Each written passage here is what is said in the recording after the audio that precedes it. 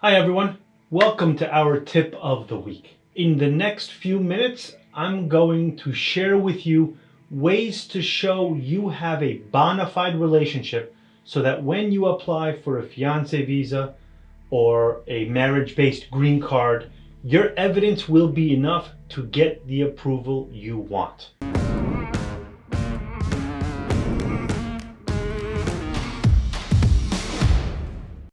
I'm Andres Mejer. I'm an immigration attorney in New Jersey, but have clients all over the US and around the world. If you want to see if you're a good fit for our office, contact us. If we can't help you, we won't take your money. If you find these tips helpful, share them with your friends and subscribe to our channel so you can see when we post new videos. We do it regularly. On to what immigration wants to see to know you have a bona fide relationship. Let's say you are applying for a fiancé visa. It's form I-129F. Your fiancé is not in the US. You have physically met within the last 2 years. Remember, that is one of the requirements that you must prove, even with COVID. And you are wanting to get married. You file form I-129F so that they can get permission, being your fiancé, to come to the US, and within 90 days of their arrival, the two of you get married and file for your spouse's green card. That means that they'll be able to stay here as your spouse while they are waiting to get their green card. On the other hand, maybe you and your spouse already got married, and now you're filing for their green card while they're outside the United States. What is the number one reason these applications are denied?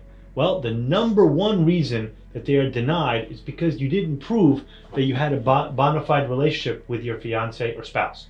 Don't forget, USCIS workers operate with the assumption that the relationship you say you have is not a valid relationship. They start with the premise that every relationship was entered into only to get legal status in the US. Your job, or your attorney's job if you hire one, is to prove this is a real relationship, not to get an immigration benefit. So you must make sure that you have as much proof as possible. How much? Well, it's better to have too much than too little.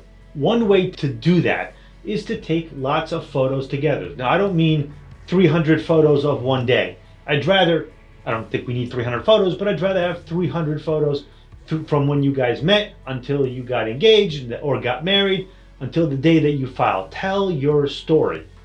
And you're probably thinking, duh, when you hear this one, we've seen people who've met several times outside the US. They were so excited to be together that they didn't take many pictures. In one instance, they had taken 0. And therefore, they were told the immigration didn't believe they had a bona fide relationship. You might think that would be easy to fix, but with COVID and travel restrictions and with the cost of travel, it isn't always easy. So don't forget to take pictures together in several places. Have people take them for you. Look like you are enjoying being together and you want to be together. Please don't Photoshop them. Yes, we've seen people do this.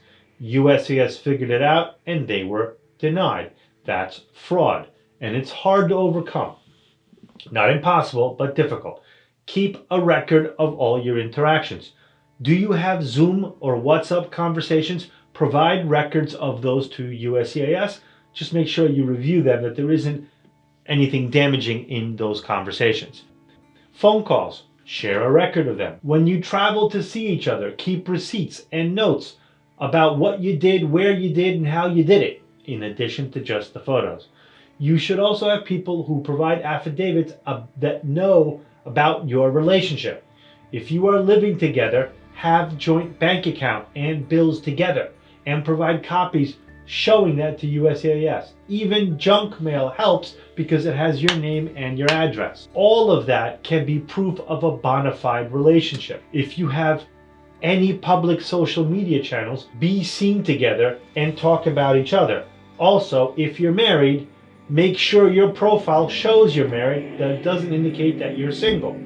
Don't have any photos with you and people of the opposite sex together that isn't your family or your spouse. Make sure that everyone knows you are in a relationship and they can see you have a strong and solid relationship.